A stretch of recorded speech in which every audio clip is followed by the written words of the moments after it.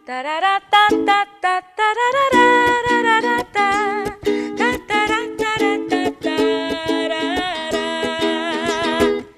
up, everyone? I'm Danny. Marcy. And Robert. And welcome to Let's Talk Theater, the podcast. We kind of didn't plan this, y'all. No, we but didn't. It's but okay. It always happens. We wrote it. They're supposed to call and say, hey, I'm wearing maroon. Well, I didn't think people were going to wear maroon today. And I figured you were going to wear pink because I wore pink yesterday. My pink sweater, my salmon sweater, but you guys say it's not salmon. Yeah. It's pink. Uncooked salmon. So you see farm it's your salmon. fault. It's uncooked. Oh, that's right. It's farm salmon, right? Farm salmon. Not wild caught salmon. Farm salmon. Right. Because there's like, it's less color. That's what he assumed. And I actually was going to. But then at the last minute, I was like, you know what? I'm going to go with this shirt. Yeah, it's because like now we have to think about clipping our mics. Like to be able to clip this thing on here. Like, because if you have like a round neck, like it's like stuck on your neck, or you have to put it on your mask. We're not there yet where we have like the podcaster mics like right here. We're not that cool yet. We're not that cool yet. Maybe we will be. Maybe after these couple podcasts, we'll get some better equipment, right? Yeah.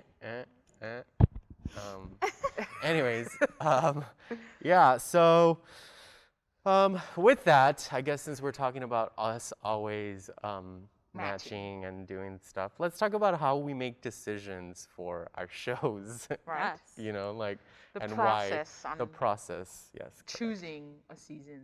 Yes. In the normal time. In a normal time. If this was a non-pandemic time, the way we go about choosing shows is our audience, basically.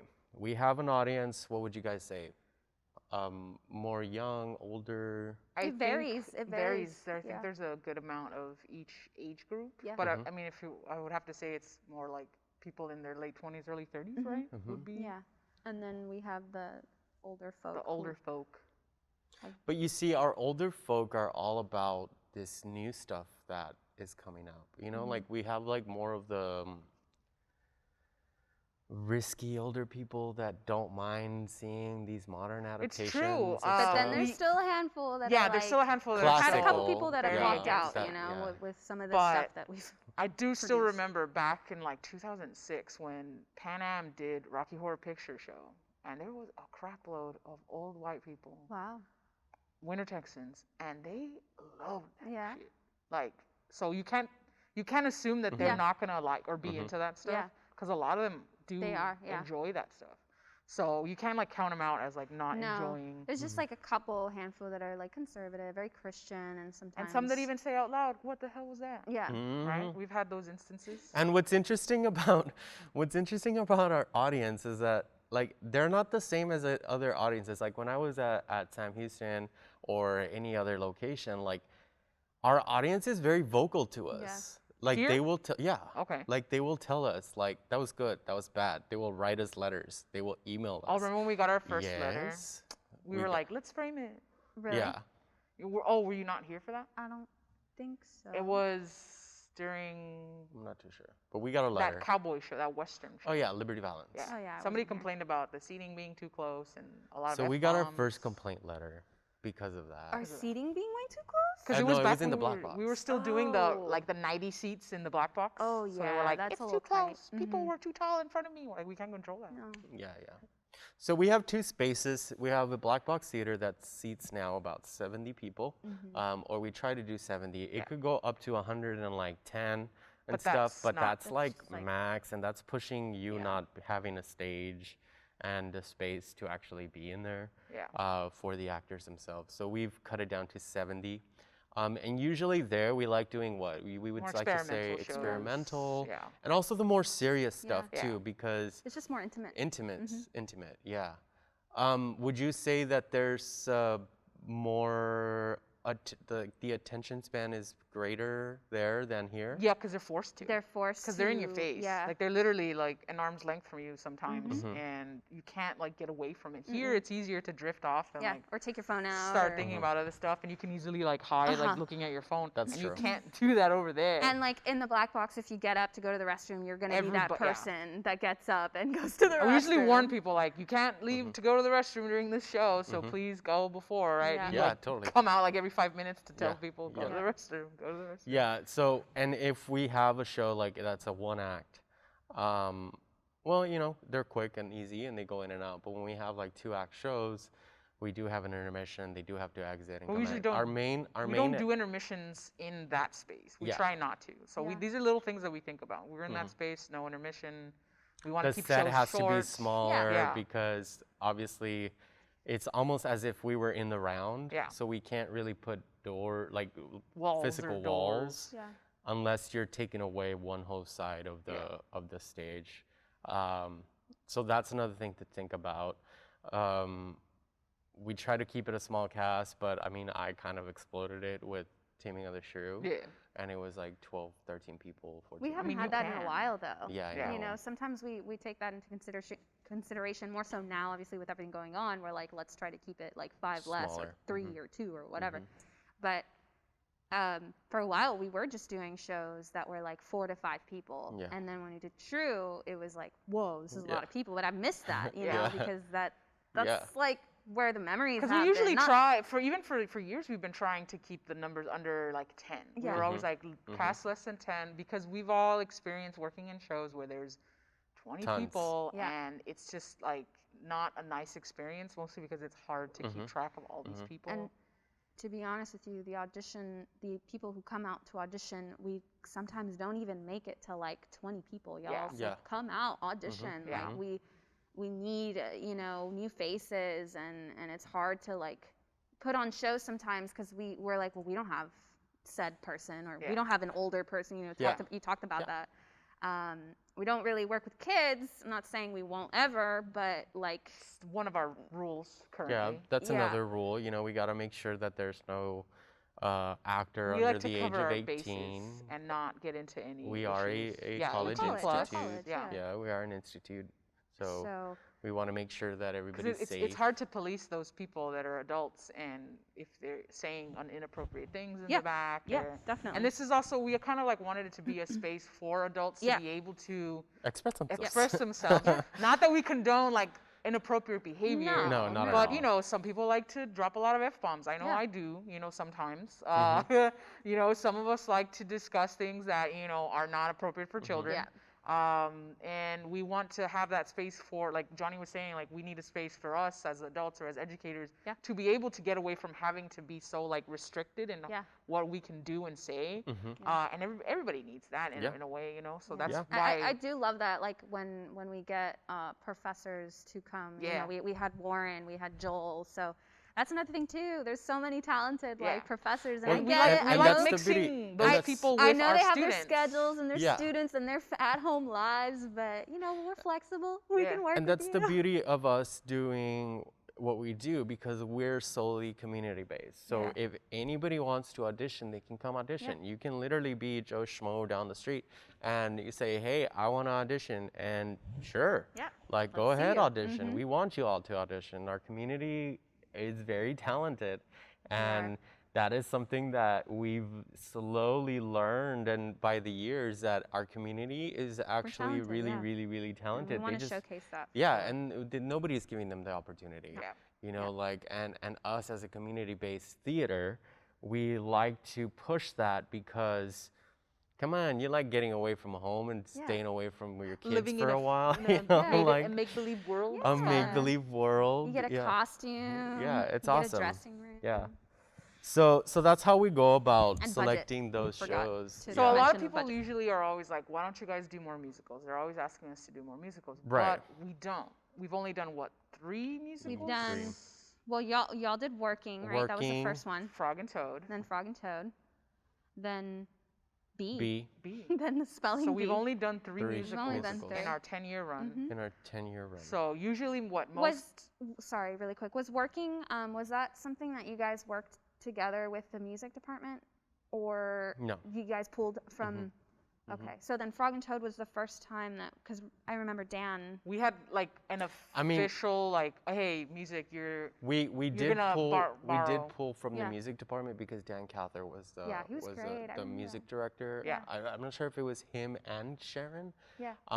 But they were the musical directors, so we pulled them, but they weren't but like the music it wasn't like an department official wasn't partner. like Okay. I don't like think we've ever playing had an the official music. partner. No, But see, no, that's no. always the issue. Like that's the biggest issue with I us think as well. for us is like that the live like music aspect of a musical is like because everybody wants live music. I know sometimes some groups get away with like using like recorded music, and that's not always, not that it's not good, it's fine, but that's only if you really need to do that or take that route, you know, because of money issues or you don't have musicians. Yeah. But everybody prefers live, and I know when I've seen live musicians versus like a recorded, it changes. You just change. Yeah. It does. It's much better, and you want that live quality.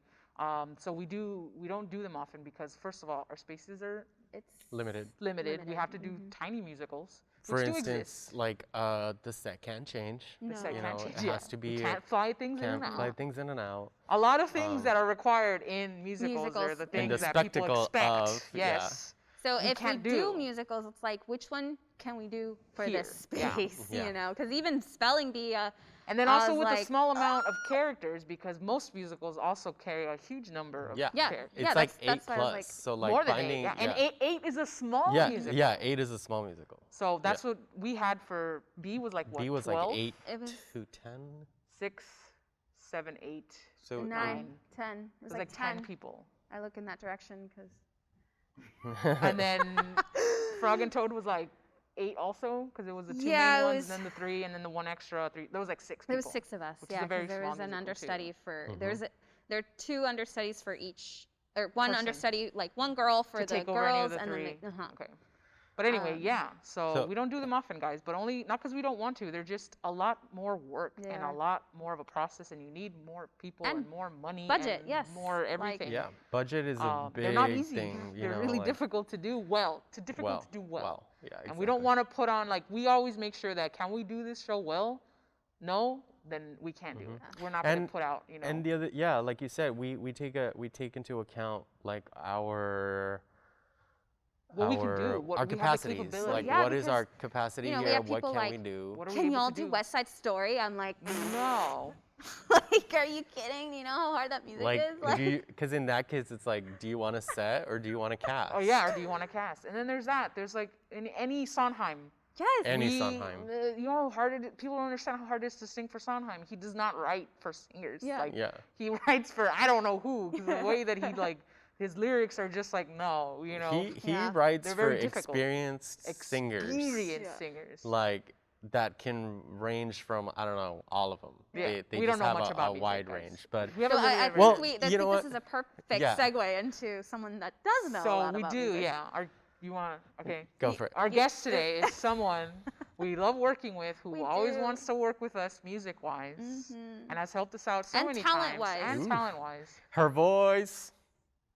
Miss Victoria Rose Cantu. Yay! Hello, darling. Hi, Victoria. Hi, Victoria. We love your outfit, by the way. Good morning. Good morning, everyone. So, Victoria, tell us about yourself. Okay, well, my name is Victoria Rose Cantu. I am a head choir director at Juarez-Lincoln High School. And I also work part-time at School of Rock of McAllen. Wow. That's cool. So what is School of Rock? Yeah, exactly. Tell us. School of Rock is a music school that actually has curriculum based off of people that have constructed it from Berkeley. So it's pretty much you're learning techniques on how to perform different genres of music, but in the rock genre. So you learn different styles of vocals. Like, for example, we teach like Stevie Wonder, but we also teach Led Zeppelin and, you know, Pearl Jam, things like that. So you don't think of those type are of style. Like, they don't teach you that in college when you go to a proper, right? No, they don't. But the really great thing, and what has pretty much helped me survive and make my way in this world, is my classical music training. Yeah, nice. From that training that I did receive at the college level, I'm able to adapt those technique skills to different genres of music. Wow. So yeah, you do need that traditional classic training in anything that you do, so you can go and break the, like, what is it, like, you have to follow the rules first so you can break them later or whatever, right? Yeah, you gotta understand the basics before you can say, let's break this part. Yeah. And you bring can't it back. just go straight there.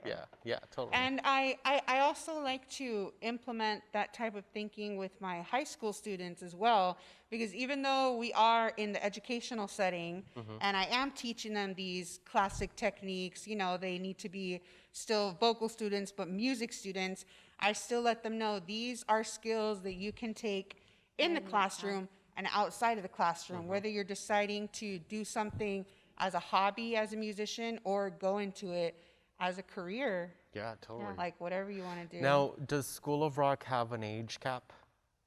Like an age limit? Yeah. It's mostly younger students. Like they have a Little Wings class, which is like students that are 3 to 6 years old usually. Yeah, and then we try to graduate them, you know, to actually taking their private lessons. But there's private lessons from, you know, like 6-year-olds all the way to adults. We don't have that many adult students. But you're open to adults. Yeah, we are open to adults. Yeah. But what's also really great about the program there at School of Rock is that the kids that take private lessons also have the opportunity to form these student bands. Oh. So I kind of also look at that as like an experience that you would have in a play or a musical. You're working with different people. You're coming together. There's like at School of Rock, there's also a music director. Oh. They're the ones that chooses the music for the student bands and oversee the rehearsals. Because again, like these are student bands that are chosen within the school. Yeah. So it's not like you got your homies and you're like, Yeah. all right, you play guitar. Yeah. Play a B on the bass. Yeah. It's like just these give me some kids- beat, man. Just give me some Yeah, beat. these kids have been growing, progressing in their music, That's and then amazing. they're put together. So it's kind of like that aspect, that That's experience awesome. that they're getting. Yeah. That's really cool. 'Cause, Collaborations. There's a lot of we forget that there's a lot of like rock musicals out there that require rock music type of like bands and instruments. Yeah. And they're only gonna be even more common. You know, Yeah. like Jesus Christ Superstar. Jesus Christ Yeah. Superstar. There's, That's how I met Victoria, Spring Hedwig and Awakening. the Angry Inch. Oh, Yeah. Spring Awakening. Rocky Horror is kind of Hedwig. a musical, right? Hedwig. and the Angry Rocky Inch. Horror can totally go in that Rocky genre Horror could be too. considered a rock musical, right? Oh, yeah, totally. definitely. Yeah. Jagged Little Pill, which is an Alanis Yeah. Morissette. Oh my It's God. so I forgot beautiful. about that. Have you Oh, heard the it? Green Day Have one. you Yeah, the heard Green it? Day one. No. So they're gonna Oh start my becoming God, more give common. it a listen. Like, oh my Is it God. good? Like, Wow. just there's what's that? I'm song? sure more and more artists are going to do what Alanis forgot. Morissette did and have a musical done. I mean, there's already other artists that are not like technically rock, like what is it, the Carole King one? Oh, yeah. Oh. Carole King musical. You know, so there's going to be a lot of that stuff. Like Yeah. I expect more of those. You know, Yeah. and you know they're going to be. I mean, And then- Jagged Little Pill, obviously. What 'cause of about that Alanis other Morissette. one that literally all of the cast Once? plays an instrument? Once.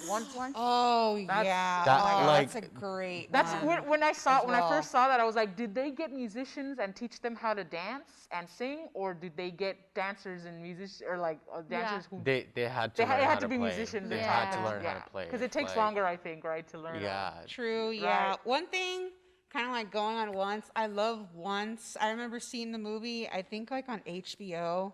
One thing that I really enjoy about a musical movie that it's like later adapted into an actual musical on a stage is that like these people are musicians first, but that's their own voice that they're using. So everyone's voice has like that character.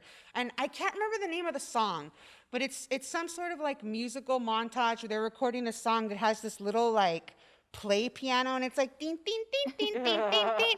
And like Glenn Hansard, when he's singing on that mic, like you're not really hearing this musical technique. Like you can tell he's an untrained singer, but the fact that he's just expressing himself like so raw, Yeah.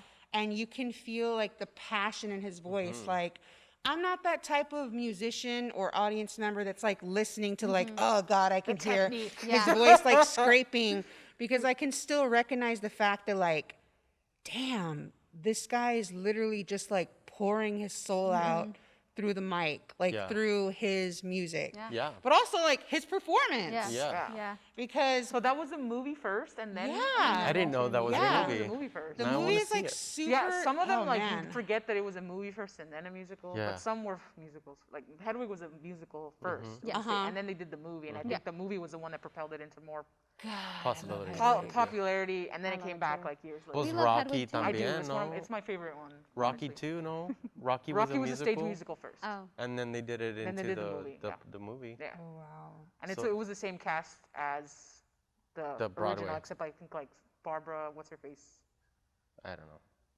Whatever. Tell us about high school. This is your. Didn't you start right virtually also? Oh, like you mean this year? Yeah. Like my job with Juarez-Lincoln? Yes. Yeah, you started off with that. Yesterday we had Gio. Do you remember Gio? Giovanni? Wait, Salina? Yes. And he also started working at a high school straight into virtual. Gosh, yeah. Wow. Yeah, this past semester was his first semester. He just got back. So you did the same thing, like started a high school during a pandemic. Yes. So this is what I will say. I really just want to cast these spells of positivity on the world. But this is what I'll say. I enjoy the aspect of like, I'm on camera with my kids, but I'll also say this, I got experience from School of Rock before, because when the pandemic first happened, we had to go remote, like lessons at School of Rock. So I was already kind of used to having my kids on camera, having their voice lessons, their piano lessons. And so that kind of like propelled me to start off with like, all right, I've done this before, like this positivity. But there's still kind of that disconnect because I don't get to see my kids face to face. I don't know what they're going through if I don't see them, if they're not there. But as far as I go, being their educator, being their director, I just try to always encourage them. Hey, like, I'm here for you. We're making music. This is what we're doing. This is what we want to focus on. I encourage them to focus on little things they want to accomplish, how they want to grow. And I just let them know, like, this is not necessarily something like I want them only to use in my class, but to take it out of my classroom. But that's why I just want them to know, like, hey, it's really rough right now, but everything that you accomplish, you're here. So let's just keep going. And if your goal for the week is just to log into all your classes at least like 3 times a week, like that's still really good. So it's been pretty crazy. Sometimes it can be extremely lonely.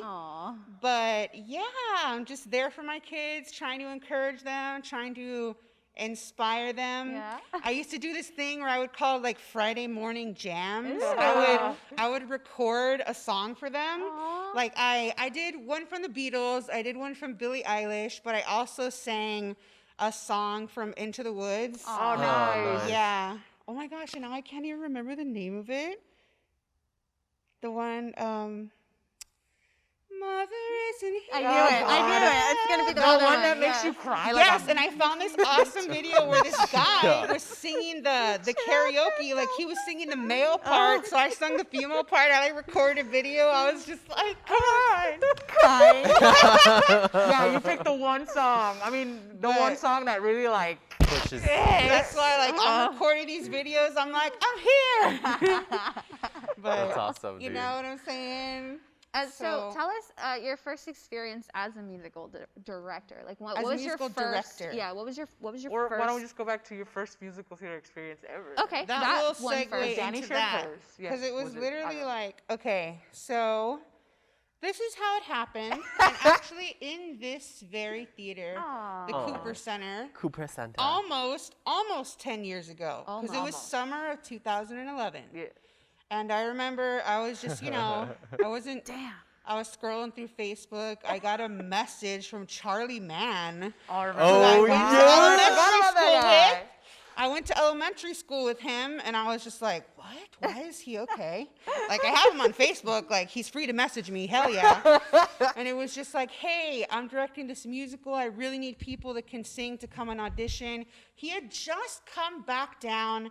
I can't remember where he was going to school, somewhere out of state. He had just come back down here to finish up his performance degree in music. I forgot about him too. And so I was just like, oh my God, I was so scared. I'd never done a single play in my whole life. My sister had done theater before, so I was just like, I don't know. I almost chickened out.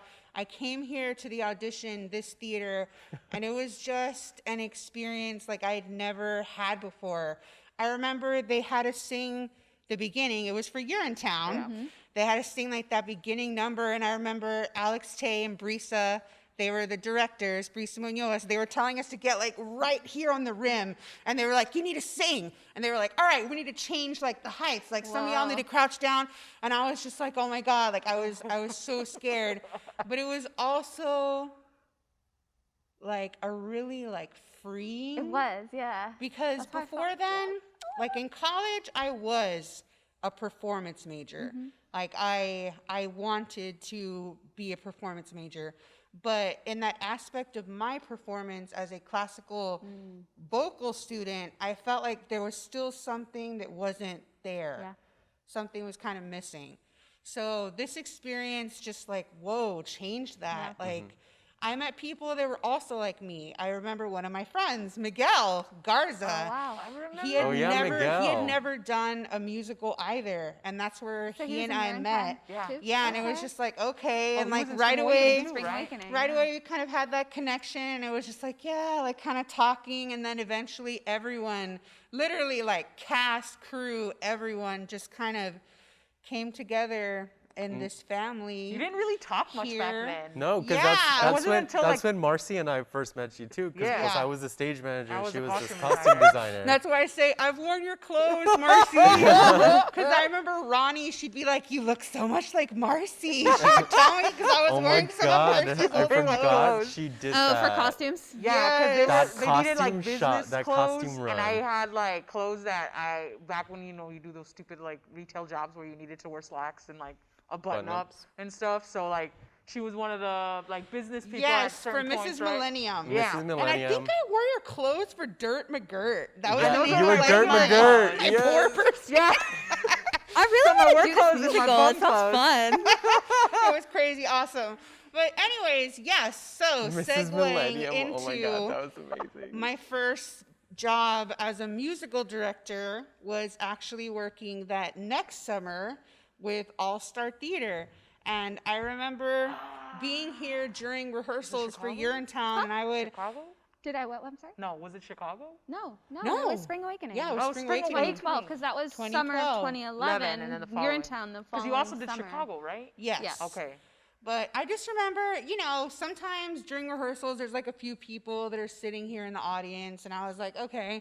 And I remember always seeing this one man sitting here in the audience, and I was like, he looks kind of familiar, which I found out later. He went to my old church back in the day, St. Joseph's, and I realized it was Joel Garza. So that next summer...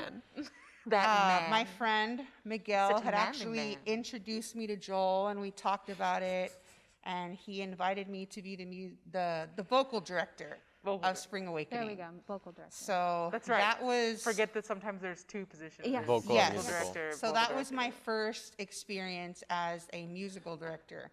I had never done it before. I had just kind of broken into the theater scene, musical theater scene.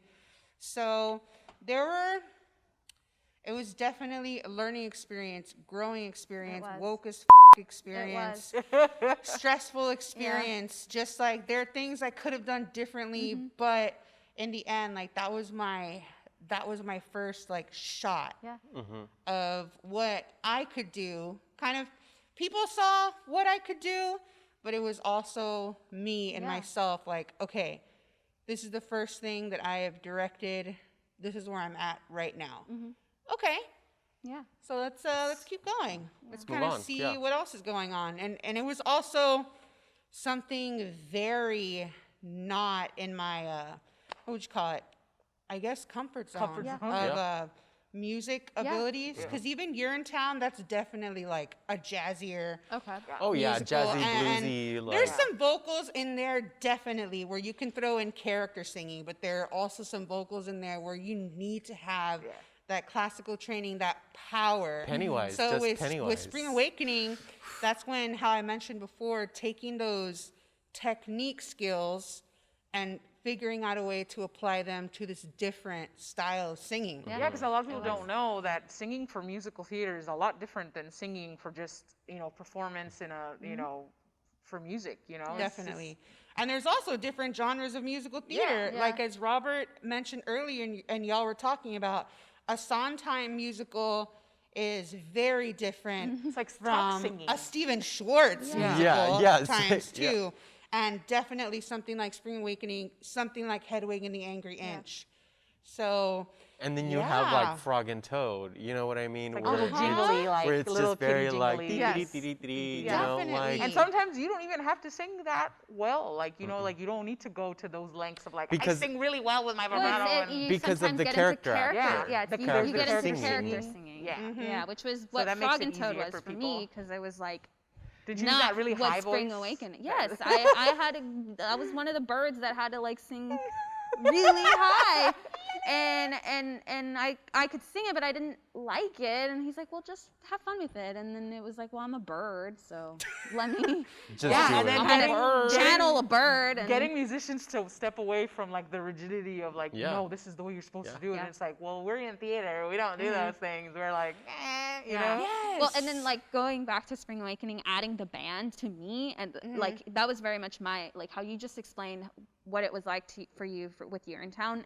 It was the same thing for me. Like I felt this like I was so scared because it was my first time ever doing it, but at the same time it was like so liberating because I was like, holy shit, like I love this, like, and like I think I really like this, And then it was like we learned all the music, and then the band came in. And then we had the accompanist come in, and then that was like Amy Barrett. Whoa, she was so great, and she was the driving force of that band. She really was, and I had met her at Mac High. She had my senior year. She had just like become the accompanist there. She was so sweet, and when I saw her at Spring Awakening, I was like, oh my God, it's you. She was fantastic, and that's because she hadn't really gone to too many of the rehearsals. No.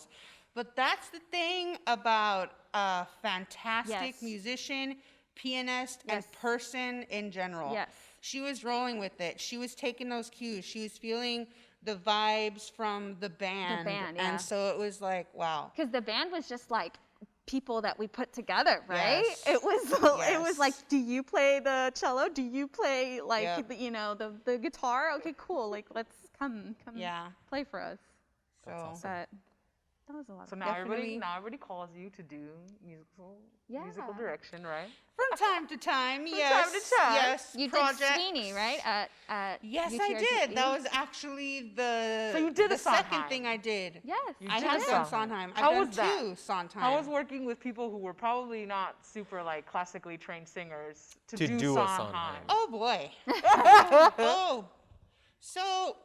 Again, oh man, that was another fantastic test of my soul, my love for music, collaborations, performance. It was a wonderful entanglement and a jungle, and oh man. But every time I remember working on musicals, it's always really chaotic and very like. I mean, it is right.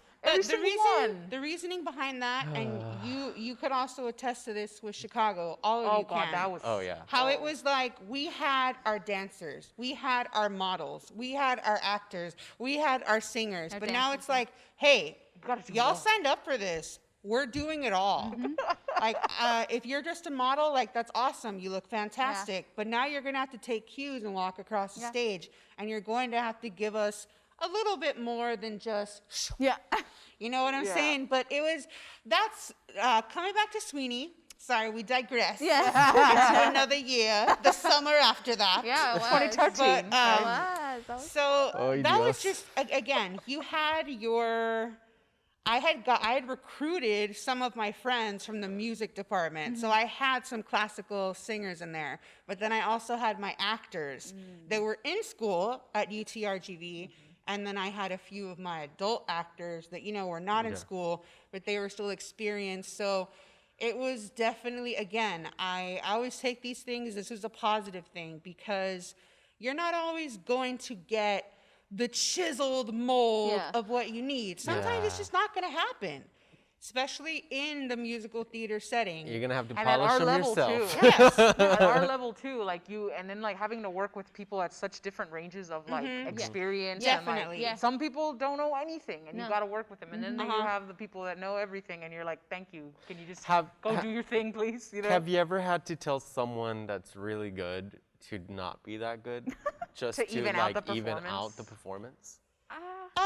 Just no. a thought. I don't know. I'm just wondering. No. But like in singing or just in general performing in a musical? Just like in singing, you know, think it because works you know that how way, you though. have those like I think people you need that person. Tone it down. Yeah, No. that it's just like you know their voice is there, but if it's like in a chorus related type thing, But I like, yo understand yo though, if you yo have yo, somebody who's really you good, know, like, and then you have like or do everybody you just else, it does brighten create it? a huge disparity. Well, though. in the chorus setting, that's different. Yeah. Like Yeah. if they're in the chorus and they're singing too loud, then it's like, this is not a Tone it solo, down, we need to blend. Yeah. But the only thing I would ever tell someone that has this, you know, big booming talent is we need to check the interpretation of the song. Ah, okay. Because yes, you have this glorious voice, your pipes rain through, you know, the rafters, but the entire song is not just going to be highs, highs, highs. So you gotta. The interpretation not only goes into the emotional fact of the piece, but This it character goes does not into sing like the this. sound, Yeah. into the sound, like how things are growing. You know, throwing in some musical terms. If you're doing a crescendo, you have your peaks, you have your decrescendos, you have your stresses that you want to make. There are also times in a musical piece where you're not singing it note per note, much like we did in Spring Awakening, much like you can do in Sweeney, where you're doing more of that operatic recitative style. Yes. So it's all, what I take it to is the interpretation. If I have someone whose voice is like fantastic and they don't need technique work, that is definitely a plus, but that doesn't mean that they necessarily have the tools to put it all together themselves. And that's why having a mindful director who knows exactly what they want is just as important as having actors that are awesome, having singers that are awesome, because the director needs to have their vision. Yes. They can't just sit there and say, well, let's this try. guy's done a fuckload of, you know, plays and musicals. He's a musician on the outside. He can just do it. He'll be It's fine, fine. It's not hard for him. Yeah. Because then that kind of takes away from the whole experience of theater and being a director. You have this vision. You've chosen this person because they fit the vision, but you still need to have your map of what you want them to do. Now here's another question. Like, have you ever come across people who, you know, you've had to ultimately give the role to somebody else just because of their personality themselves? Like, you know what I mean? Where if you know, like, for instance, like if like we work a lot with people, right? And sometimes it's about choosing the better person, like the better morale versus the singer, right? Have you ever come across a position like that to where you're like, you know what, you're a great singer, but I rather work with somebody who is more workable than the all-star person that's just going to kind of mix it up. You know what I mean? Or throw it in the mix and then you're kind of like, now my cast is going to be unleveled because of this person that I throw in the mix. Because some are more focused on like, I know it's your question, sorry. Fix your little, sorry. Where is it? There you go. You're good. There. Because some are more concerned with like storyline and like, you know, the actual like story, and then others are more just about the spectacle. So I think if it's like spectacle, I feel like you would go with the person who's like a really good singer. And then if it's about the story, I feel like you should go with the person who's a better like actor, I guess, like you said, personality-wise. So I guess I more of the question is like, does personality of a person do you ever choose an actor based on how they work with people versus their talent? So I think you could answer, you could say that is a yes, but I think that applies like to anyone who is choosing their cast. Yeah. Because how I think about it is, yes, you are not always having like the talented people come through your door. And sometimes it's like, well, this person wasn't there. Can I really use this person to fill this role? Do I call this person to see if they can do it?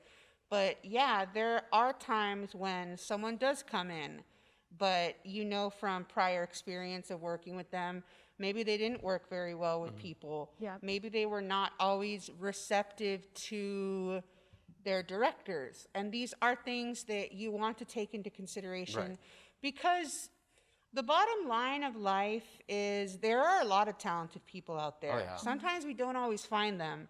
But if this person is not exactly going to work well with this cast, and you know that the morality of your cast also matters, it's your decision to decide, okay, I know myself as a director, but I also know this person.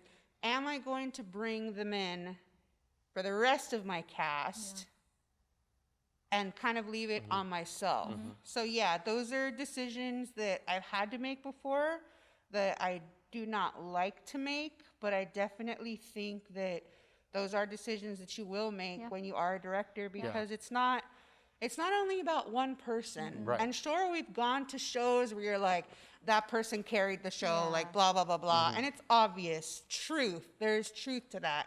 But there are also shows in which you should always want to do is you never want it to be apparent that one person is carrying the show.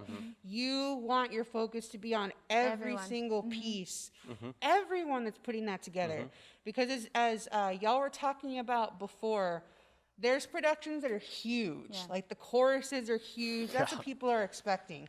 But even then, is it not noticeable when you can see a weak chorus member that, oh, we didn't care about that person. Even going back to Urinetown, I was not a dancer. Like, I was not a dancer, I was not an actor, but those directors, they were like, no, we don't care if you're not that.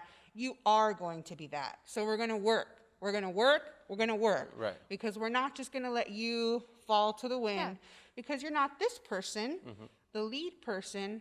They want everyone to have that collective contribution. So those decisions are extremely difficult when you do have to make them, but I think that they're also really important to putting together a successful show. Not even necessarily because like the audience likes it, but the company as a collective, like this was a success. We got what we wanted out of it also. Yeah, So I hear some very people say like, important. "Oh, I just made ensemble," and it's like you should be proud of that. Like For the real. ensemble You're an important is like cog to the machine. what holds the show. Like you Yes. know, it shouldn't It's be like something. such like nuanced, like subtle, like things that you have to think about to make a cohesive show, and most of it is not even relying on talent. You know? yeah, so It's- oh man, it's so weird. Like those things that you have to think about. You know. when y'all asked about Sweeney Todd, so Sweeney Todd can be a huge production. Oh, 'Cause yeah, the definitely. like the chorus numbers, It's- especially for God, that's good. Yeah. Like that one, they're supposed to be like in the restaurant. Yeah. For Sweeney, we had 17 people in that cast. Oh my God. So it was like you had your leads, but your chorus members, like they couldn't be scared chorus members. Like, I'm in the chorus, I can hide. No. It's like you're in the chorus, but you're pretty much like singing your own voice part by yourself, or you're singing with one other person. So like you're out there. And like the beginning of Sweeney Todd literally just begins with one of the townspeople walking up and they're like, "Attend the tale of Sweeney Todd." Like that's it. And then the rest of it starts. So it's just, And it's not even the lead actor. No. Yes, not even the lead, but that person, whoever. First impression. Yes, of the that show. first impression, like this is you, you're going out.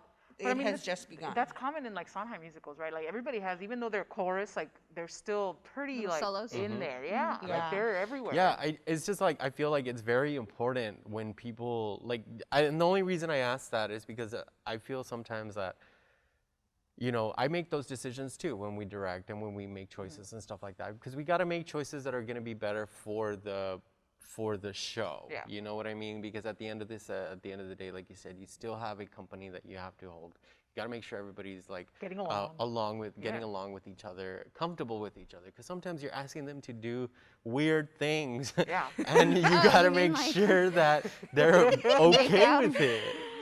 Get on top of.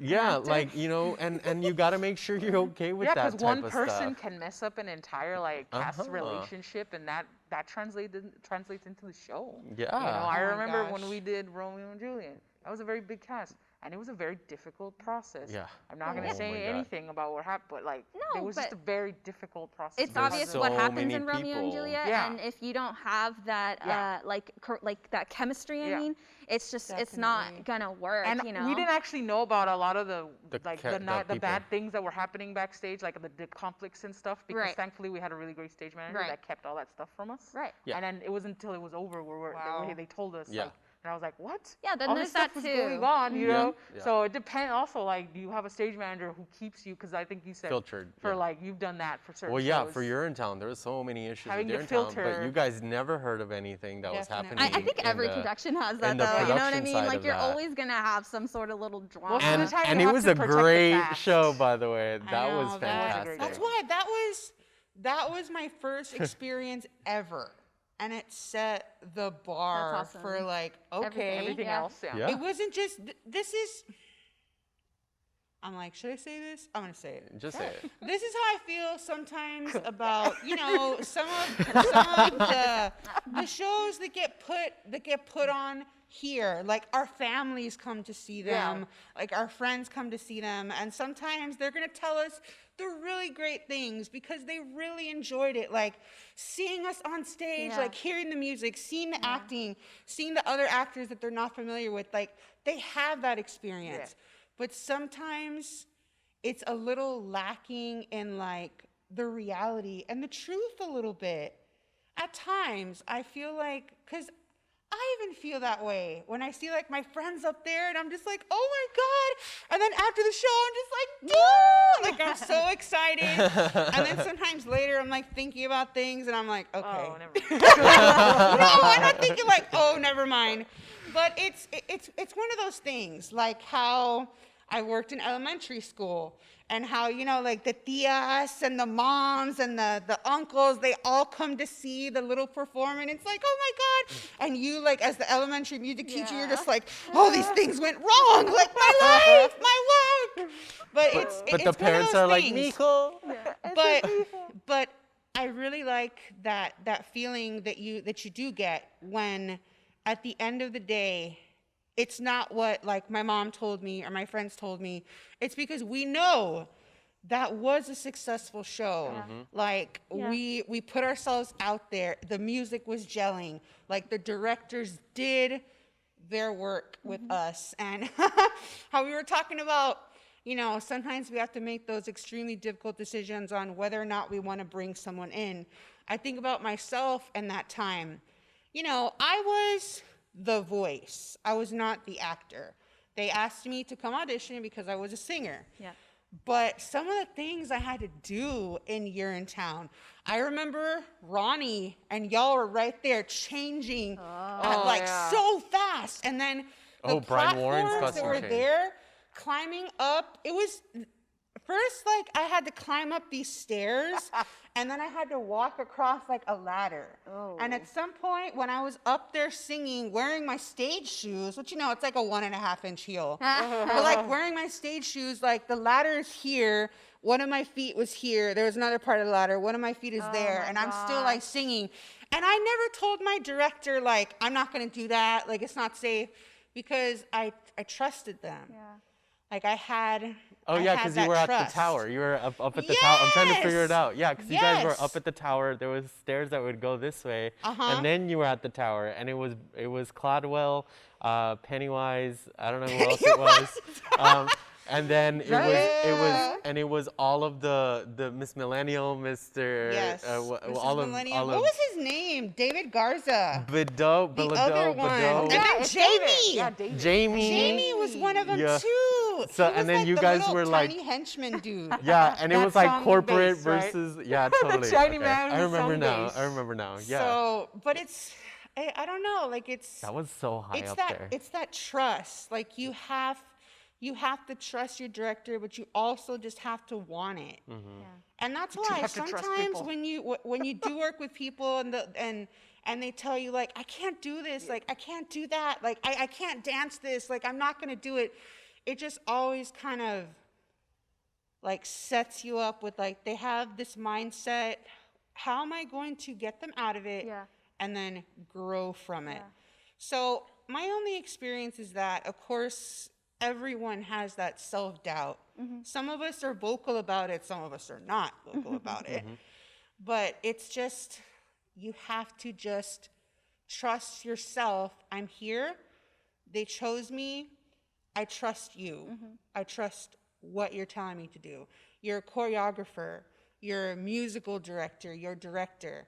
You have to have that trust in them that they have in you. It's true. Also, I would never ask my cast members to sing something I didn't think they could sing.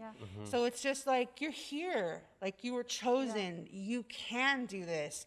You just have to know, trust that you can do it and you can produce. Yeah, sometimes it's just getting away from deliver. that. Well, that's kind of like spelling bee, because, you know, when we talked about wanting to do the musical, of course, the first thing that came up was, well, who's going to teach these people how to sing?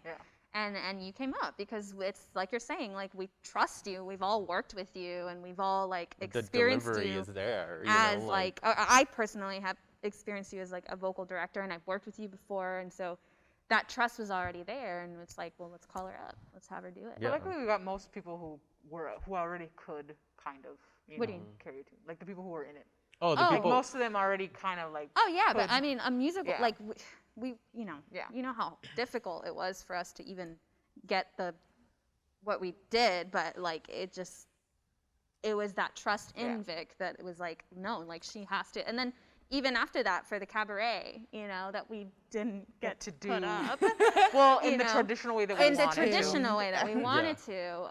You know, we had to call you too. We're like, well, let's call her back. Like, you know, she was so great with the musical. Like, who else? You know, we worked so well with you. So tell us your experience working on the Spelling Bee musical here with us. So. Putnam.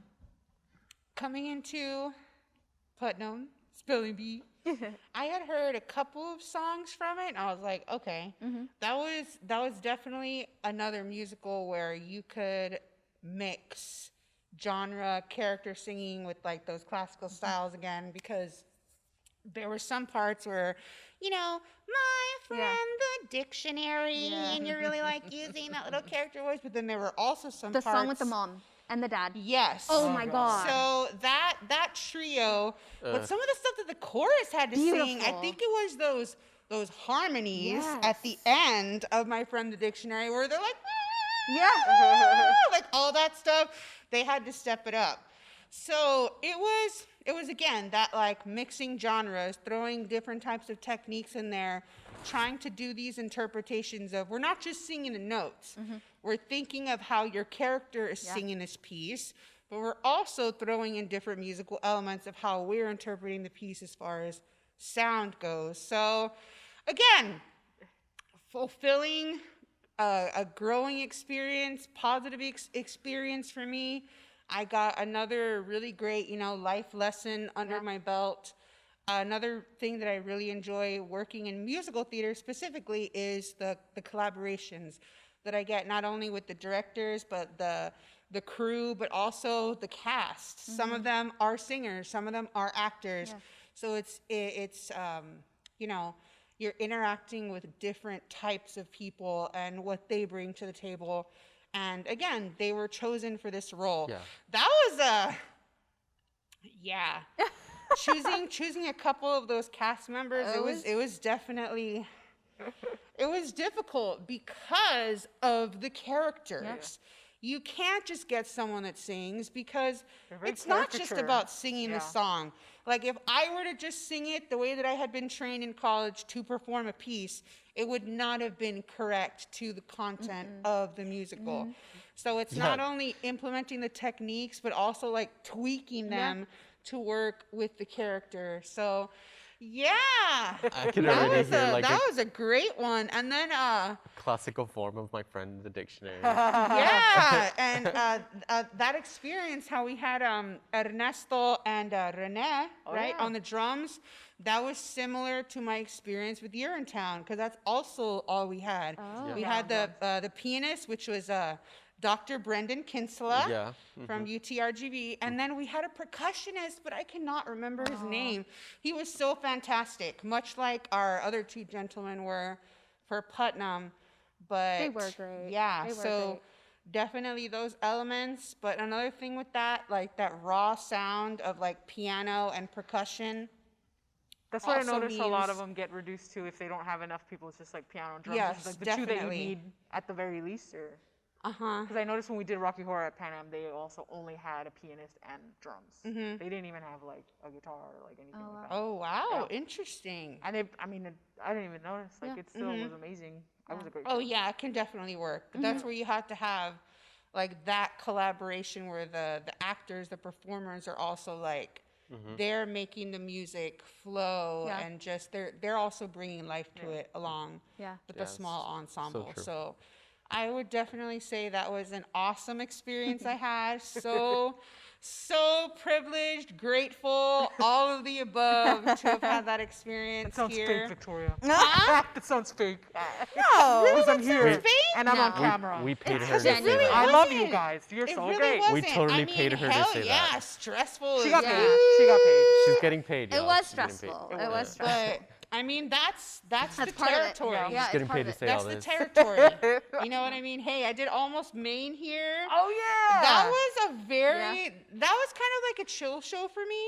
Oh, that was your first time as like an actor. That was my first play. That was your first play? Ever. I saw you in it. I remember coming, I think I was still at Texas State, but I came that summer and watched it. It was during the summer. And I'll always say this, but you made it too damn cold in this building. I purposely asked them to lower the temperature, because it was if you guys don't know that play, it takes place in Maine in the wintertime. Like, okay. The floor was white. It was literally white with like, freezing, and I asked them, can you turn it down to like 60? That's awesome. It was so cold. I mean, it was awesome for y'all because of all the lights, but not as an audience member. I know, and I was wearing like a coat. Yeah, I was like, I know it was always cold in here. I'm that douchebag director. Could you make it cold, please? God. Hey, it's the desert. Make it hot. Make it hot. No, Turn off the AC. It was the first time I had seen the set, and especially this floor, white. It was another floor on top of this floor. I've never seen that like ever. Like I just we don't do that. There was when a we long first period. started, when we first started, Jason and I. It really changes it. Like I was like, whoa, it's all white. Like it used to be all black. The prior TD first year, his name is Jason Huerta. He and I and the other work studies, we made a floor for the whole stage. Pieces, right? In like pieces, a puzzle piece? and like a puzzle, and we marked them, and we had a whole like layout for it.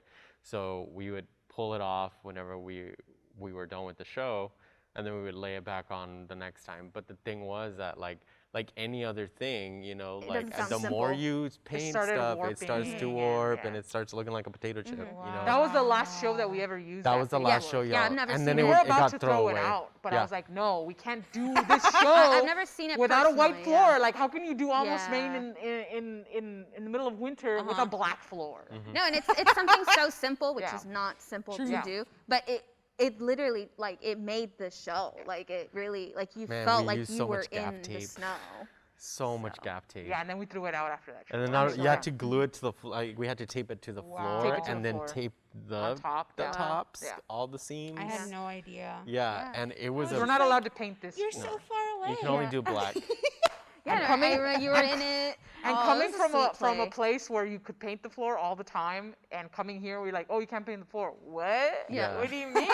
As soon as I went up Stop to Sam Houston, me. like there was even like, okay, give me your floor plan, your paint elevations for the floor. So everywhere else you can paint. Yeah, and but it was even their if it's main. elevated like it this was one? their main stage, and it was just like this. They painted the floor. Everything, dude. And I was just kind of like, holy moly, like now I have to give you an elevation for the floor? Like, okay.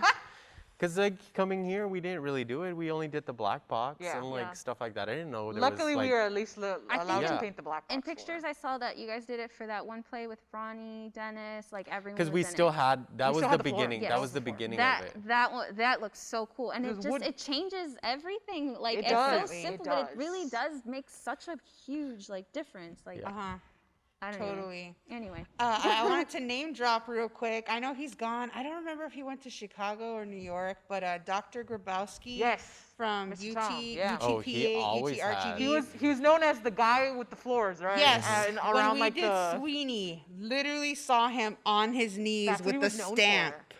For like the cobblestones, and I was just like, yeah, bro, like USITT, all those big conferences. He was known for his floors. He was awesome. He was the floor guy. But that was He's in New York, I think.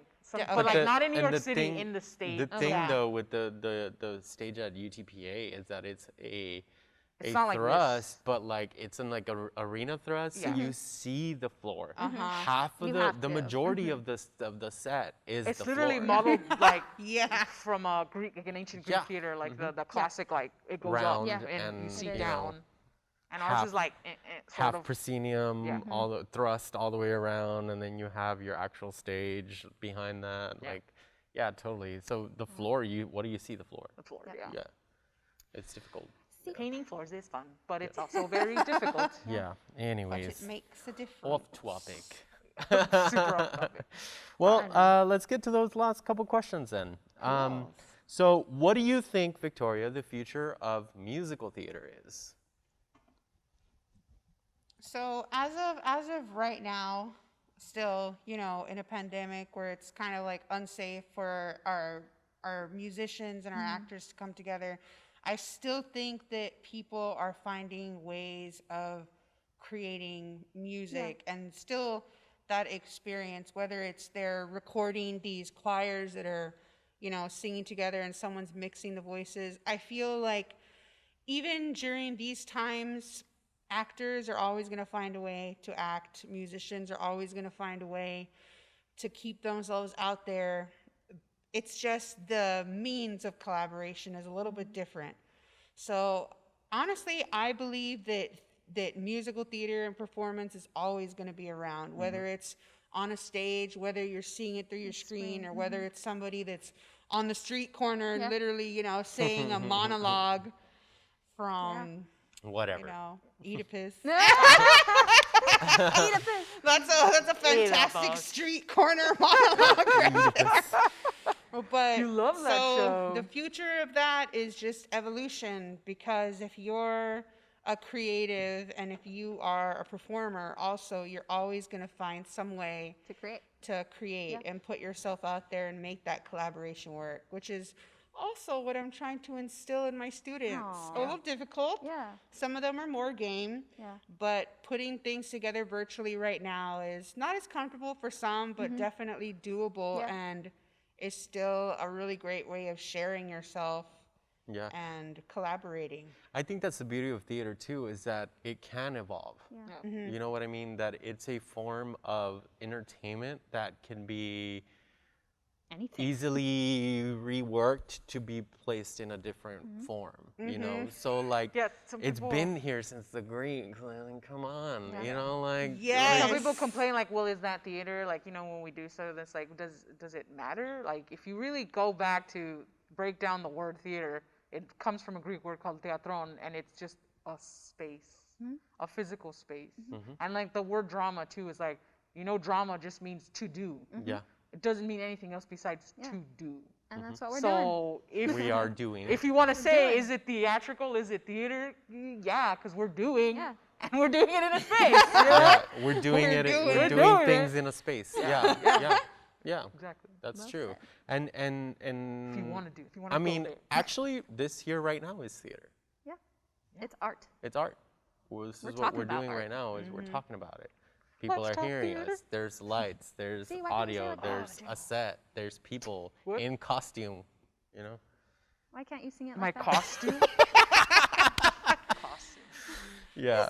This is what we love about Victoria. You're always such a little style icon. Like it's you the costume always from have... a meat package that I'm here with today, and hopefully for a few more years. Totally like, because when we did spelling bee, so she was visible, and I was a costume designer, and I dressed everybody pretty kooky because it's a cartoony show. I loved it. And you were like, "What do I wear?" I'm like, "Dude, you do you." You because nailed it you every fit night. In the world. Every night you nailed it. She would fit in the world. Yeah. I love styles and colors. You do. You're always colorful. bold. That's what I love about you. Yeah, like I've never, other than like putting you in a costume here where you were physically all in black, but like you're always so bold. I love that.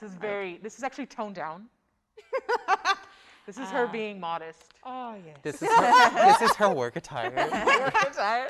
Indeed, my leisure attire. You'd be like Miss Frizzle, right? Like 2020. Probably. Miss Ooh, if I had those 2021. dresses, those patterns, hell yeah. Dude, and then you take them in the are world like of a Miss music, and like Frizzle. you're going back and forth in time with like going to like. We're gonna go visit Mozart. Oh We're gonna go see Beethoven. Yes. So We're bringing it back. hey, that's another really great thing about music and theater, like that mesh and collaboration.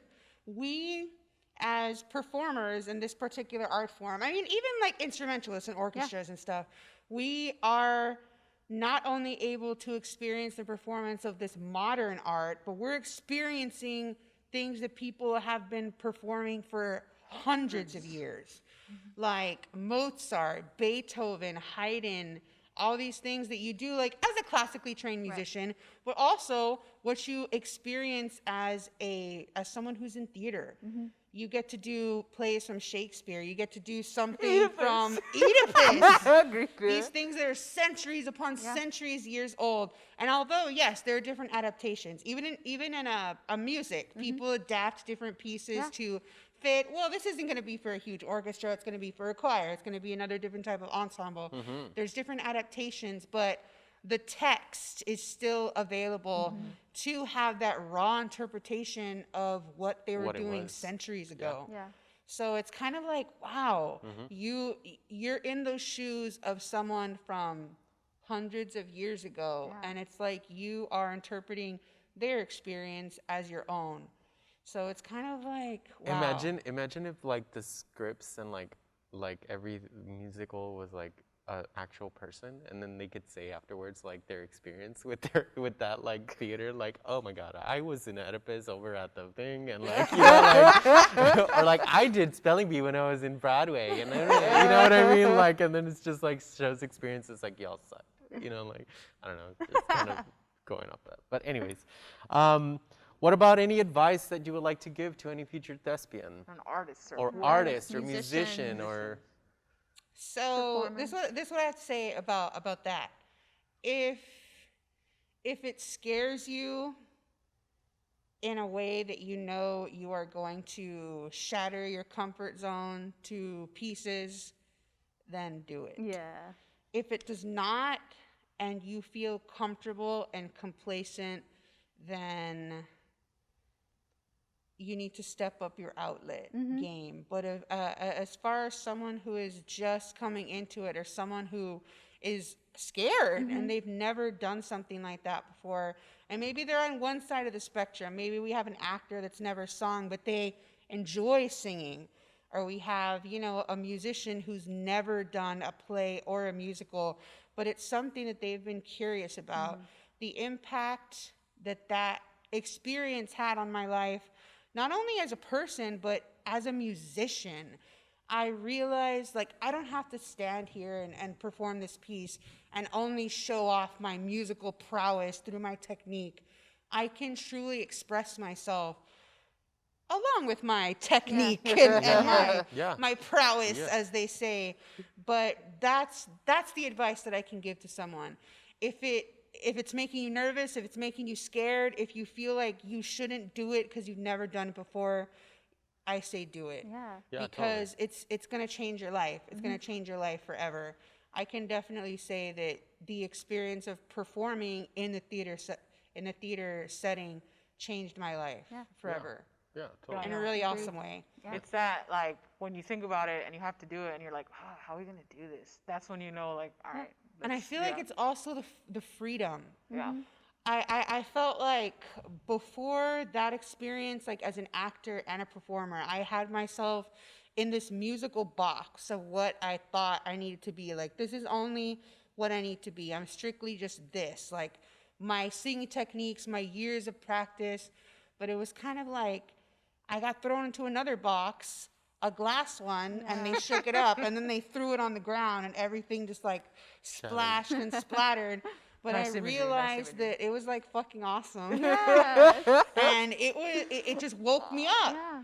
It woke me up to that freedom to express myself and have the confidence to express myself. And it's almost even like you said, it's a confidence boost. You know, because you're whenever you're scared of doing something that's uncomfortable, but like in a good way, you know, right? Like after you do it, you're like, you feel better about yourself. I did that. You're just like accomplished. You're like, it's like you unlocked a level in your emotions and like your personality and like stuff like that. It makes you like a little bit more outgoing, and it makes you a little bit more like experienced. No, yeah, I can say that. I mean, honestly, like truth to myself, I'm still kind of like that awkward person that shows up. Like I can't just like introduce myself to somebody. Hey guys. But just having that experience where I came together and I could come alive on stage. And again, it's never perfect, and different roles that I've had. And it changes every night. Yeah, like I look back and I'm just like, oh my God, why did I do that? Yeah. But that's what I did at the time. Yeah. That's what I was thinking. Yeah. And even for, you know, actors or musicians that have been around forever, you should always want to be like growing and changing up and never just staying stagnant. Constant, So, that's great. Yeah. Yeah. Again, if it scares you, if it makes you feel uncomfortable, do it. Of course, in this setting, I don't mean like, right. You know what I'm saying, but in the theater setting and in the arts, in the creative setting, let us say, if it scares you and you're thinking, I've never done this before, then do it. Yeah. Put your trust in the art, put your trust in the directors, and put your trust in yourself, that you were chosen for this and you can make it happen. Yeah, there's a reason for it, right? Yeah. Yeah, totally. Yeah. Well, thank you so much, Victoria, for taking the time to like come and talk to us about theater. Do ask, if possible, send us any links or anything that pertains to either like to School of Rock or even to La Jolla. And y'all, if you guys have any like choir solos or stuff like that, just send them to us and we'll put it on this link of the podcast like that. We can promote you guys as well, and like we can keep the arts alive, and like people can actually see things through that are happening in the valley without having to go there, you know. And most definitely. And honestly, it would be so nice if we got back to normal as soon as possible, because now that in that school they have Renee as the theater director, Jose as the dance teacher, and then Victoria. What? You know Jose Zamora? Yeah. He's worked with us. He's the dance, he teaches dance here. Yeah. Yes, which by the way, we should mention that. We are going to start a dance program, but I don't know much about it yet. So dance program got approved by our board, so it is in the works. Yes. And Jose Zamora I would is our love to teacher. see what those three would do if they did like a musical like in the fall. Can you imagine those three? Wow, we love all these guys. I've never met him in person, only through like email and stuff. At meetings, because he's like our department head. He's super like I love his style of dance when he goes into his when he does his shoulder rock. Like, very interesting and abstract. It's dance theater. Dance theater. That's awesome. Dance theater. Love it. That would be so cool, like for the three of you to do a musical together. Definitely. I feel like you guys would kick everybody's Something ass. I've been wanting to look forward to. I just want to encourage my kids to not strictly think that they have to be this, because we are in the educational system. We can apply these tools that we use every day, that we learn every day, to different fields, to different genres of music and collaboration. I think that's really important for our students to understand. Like, it doesn't only have to be us alone in our department. One really great thing I want to drop real quick is when they did Fiddler on the Roof. I think it was like in 2009 at Edinburgh High School. That was a fantastic production with Tom Green. He collaborated with the dance department and the choir and the orchestra and band, I believe. That's why, like, when you saw the bottle dance that they do there, like, that was the dancers. So you had the singers in the pit, you had the singers that were on stage, you had the instruments. So it's a collaboration. It really is. When you're doing musical theater, it's a collaboration, and I think that the kids need to understand that there are going to be times when you're going to be mixing it up with a lot of different type of people to collectively put something together. And then learning to work together. Yeah, definitely. That's important. Yeah. The biggest thing in theater. Because if you can work with somebody, I'd rather work with somebody that's workable than not workable. You know, just simple as that. But yeah, so send us any cross-reference that you'd like. Definitely. We'll throw it on. It'll be somewhere on there. Or in the description box or below. there. Or anyway. Yeah. We're on Instagram. Danny for Instagram. Keep watching our YouTube video. Check us out on Facebook, Instagram. Subscribe to our channel. Subscribe to everything. Like Tell everything. other people to subscribe Please to our keep channel. watching Cypress video. That should definitely be coming already up done soon. By Thank you guys for supporting the arts. You. Keep supporting us. Keep liking. Maroon. Have a great one, everyone. Be safe. Wear your masks. Bye. Take care. Cuidades.